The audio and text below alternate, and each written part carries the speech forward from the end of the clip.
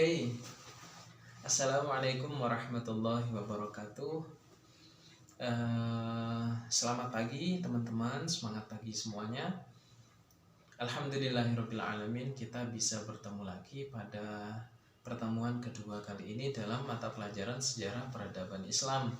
Bagaimana keadaannya? Sehat semua ya? Alhamdulillah sehat, semoga siswa-siswa semuanya dalam keadaan sehat walafiat dan mendapatkan rahmat dari Allah serta masih semangat belajar. Oke teman-teman,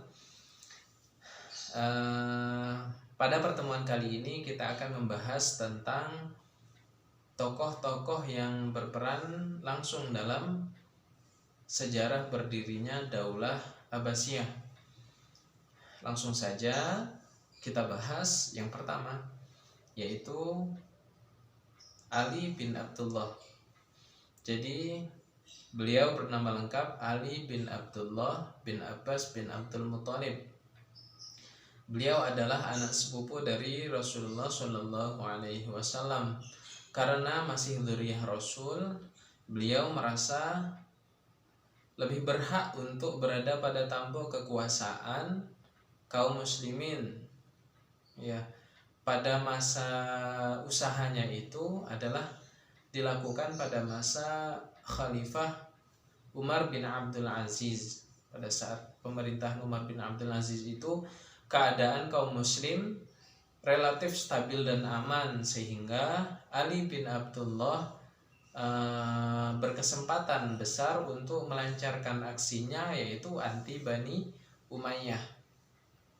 Beliau menyebarkan propagandanya pada dua daerah di Kufah dan Khurasan.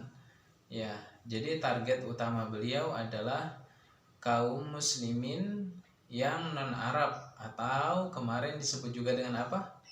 Ya, Mawali dan Ajam.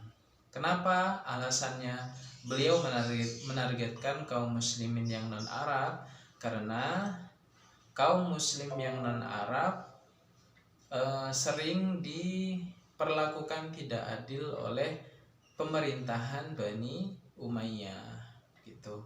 Jadi beliau dalam melancarkan aksinya, beliau merekrut 12 dai yang telah dilatih dan dididik begitu untuk mendapatkan simpati dari masyarakat luas pada daerah Kufah dan Khurasan.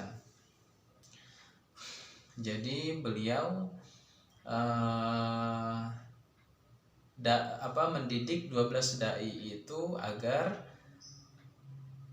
menyebarkan faham bahwa kepemimpinan itu harus mencintai, kepemimpinan itu haruslah berada pada tampuk kekuasaan yang dipegang oleh dzurriyyah Nabi, seperti itu.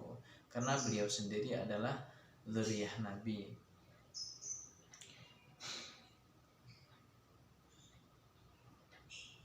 Jadi motif utama dari Ali bin Abdullah ini dalam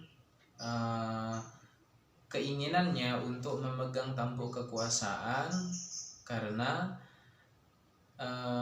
keluarga Rasulullah itu tidak diperlakukan dengan sepantasnya oleh pemerintahan Bani Umayyah gitu. Tapi sayangnya di tengah perjuangan beliau pun wafat ya, sehingga perjuangannya diteruskan oleh anak beliau yang bernama Muhammad bin Ali.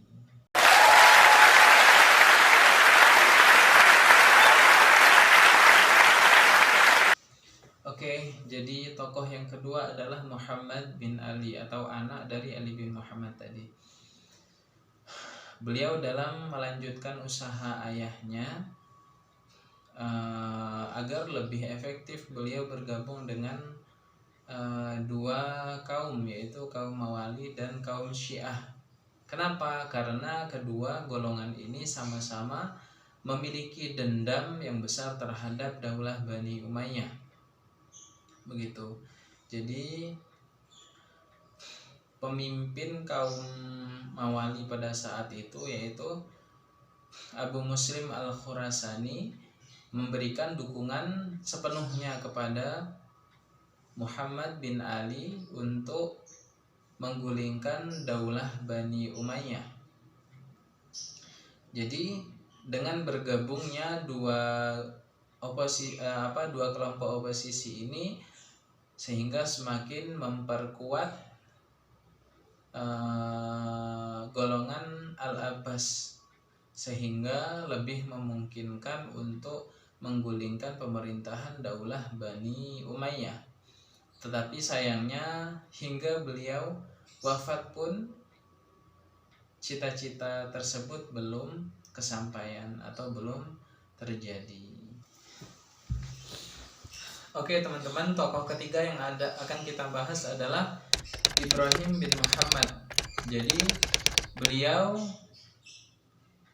dalam bercita-cita untuk melanjutkan usaha ayah dan kakeknya gencar dalam melakukan propaganda anti pemerintahan daulah Bani Umayyah.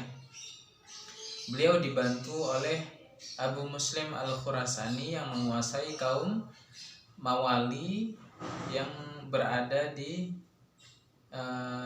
Khurasan. Jadi dengan bantuan Abu Muslim Al-Khurasani, beliau Ibrahim bin Muhammad telah menguasai beberapa kota, yaitu diantaranya Kufah, Basrah, Khurasan, Makkah, dan Madinah.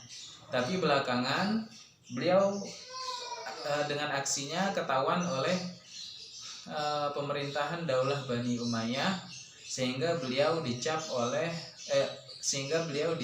sebagai pemberontak, sehingga ditangkap oleh pasukan daulah Bani Umayyah yang dipimpin oleh Marwan II, sehingga setelah ditangkap beliau diasingkan dan kemudian dibunuh.